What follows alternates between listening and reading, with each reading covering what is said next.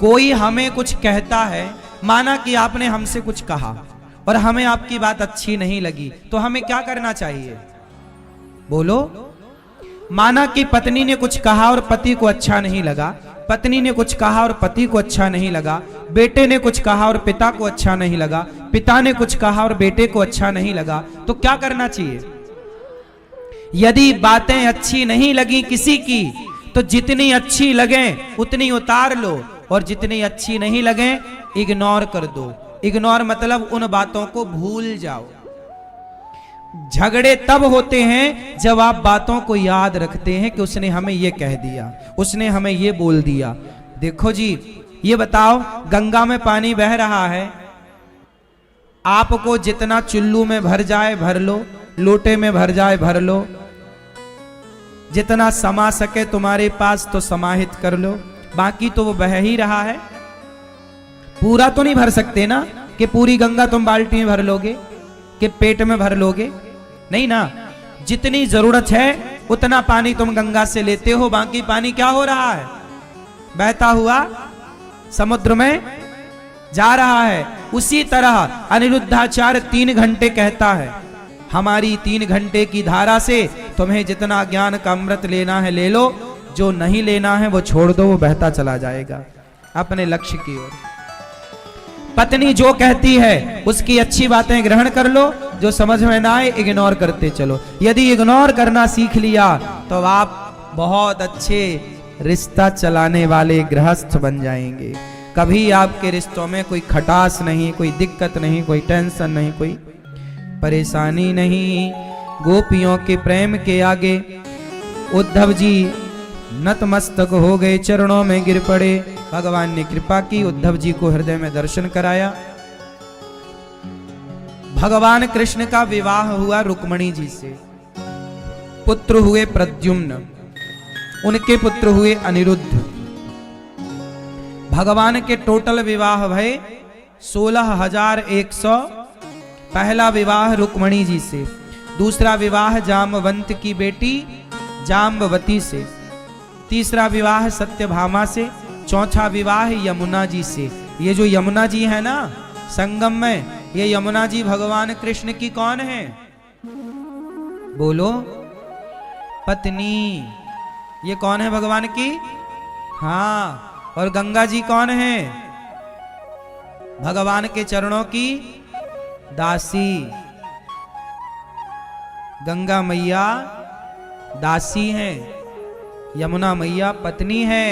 पर भगवान की पत्नी मतलब माता यमुना जी ने गंगा को अपने हृदय से लगाकर और गंगा का मान बढ़ा दिया, और गंगा मैया जगत पूज्य हो गई।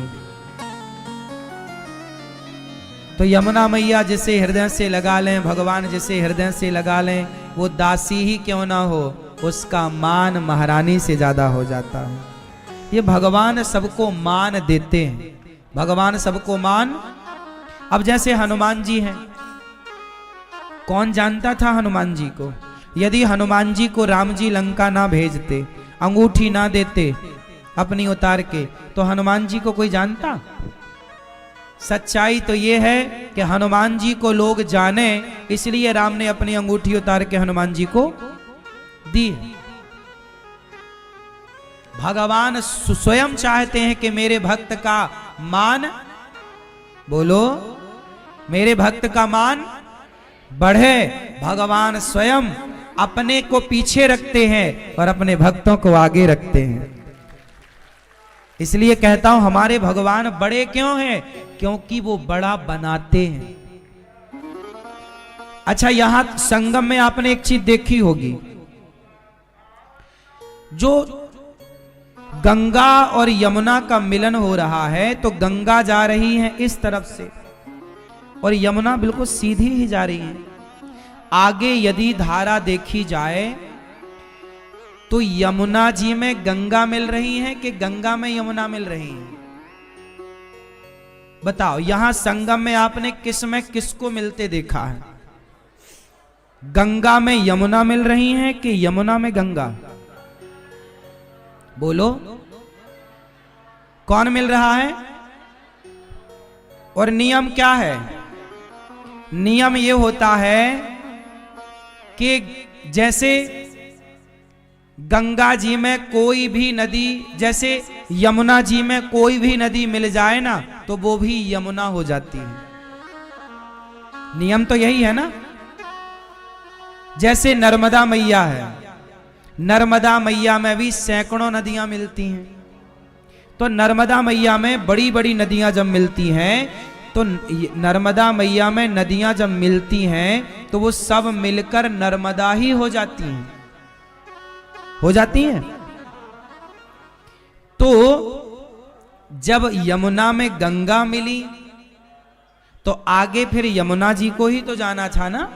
फिर आगे गंगा जी क्यों गई? क्योंकि यमुना में तो गंगा जी मिल रही हैं। तो जिस नदी में जो नदी मिलती है वो अपना अस्तित्व वहीं छोड़ देती है और आगे वो होती है जो धारा चली आ रही है। बात सही है कि गलत है? तो आगे नाम यमुना जी का होना था। यहां से आगे प्रयागराज से जो आगे धारा जाए वो धारा किसकी होनी चाहिए थी? यमुना जी की।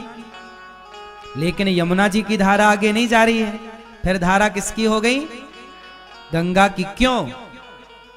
जबकि संगम में ध्यान से देखना तो सीधा डायरेक्शन यमुना का ही फ्लो दिखता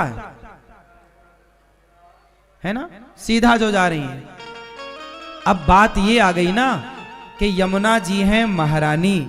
जब यमुना मैया संगम हुआ यहां पर, जब भागीरथ जी ने गंगा जी को यहां लाए तो गंगा मैया यहां से आगे नहीं बढ़ी, क्योंकि यहां ऑलरेडी यमुना जी जा रही थी। पहले यमुना की ही धारा थी गंगा सागर तक।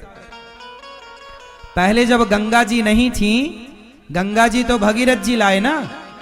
भगीरथ जी के पहले गंगा लुप्त हो चुकी थी। गंगा पहले भी थी पर लुप्त हो गई, फिर भगीरथ जी लाए तब इनका प्राकट्य हुआ। तो जब यहां पर गंगा जी नहीं थी तब कौन थी? तब प्रयागराज से आगे यमुना जी ही जाया करती थी गंगा सागर तक। तब यमुना जी ही थी, यमुनोत्री से निकलकर सीधा गंगा सागर तक। लेकिन जब प्रयागराज में भगीरथ जी आए तो गंगा जी ना खड़ी हो गई हाथ जोड़कर। तो भगीरथ जी बोले, मां क्या हुआ, आप आगे क्यों नहीं चल रही हो? तो गंगा मैया बोली कि आगे मां खड़ी है। कौन सी मां? यमुना मैया। ये कौन है? बोले ये हमारे प्रभु की पत्नी है, अर्थात ये हमारी मां है, महारानी। तो यमुना मैया को प्रणाम किया गंगा मैया ने। मां, मैं आपकी दासी गंगा आपको प्रणाम करती हूं। यमुना जी बोली, अच्छा बहन तू आई है? अच्छा तो एक काम कर। भगीरथ जी बोले कि मां, मेरे पूर्वजना गंगा सागर में वहां पड़े हैं, कृपा करो। तब गंगा यमुना मैया बोली कि अच्छा तुम चिंता ना करो गंगा, आओ मेरे गले से लग जाओ। यमुना मैया ने गंगा मैया को गले से लगाया। कहा यमुना मैया ने, अब मैं अपना यहीं विश्राम करती हूं प्रयाग में, आगे से यात्रा बहन तुम स्टार्ट करो। आगे फिर गंगा जी को कि जाओ अब तुम अपना मान बढ़ाओ। मतलब यमुना मैया ने अपनी दासी को, भगवान के चरणों की दासी का मान बढ़ाया। ऐसी हैं ऐसी हैं यमुना मैया। तो यमुना मैया को प्रणाम करती हैं गंगा मैया। यमुना मैया भगवान की पत्नी है और गंगा मैया भगवान के चरणों की दासी, भगवान के चरणों का धौमन है। अच्छा एक बात और बताएं, वामन भगवान से ही तो गंगा मैया की उत्पत्ति की कथा है।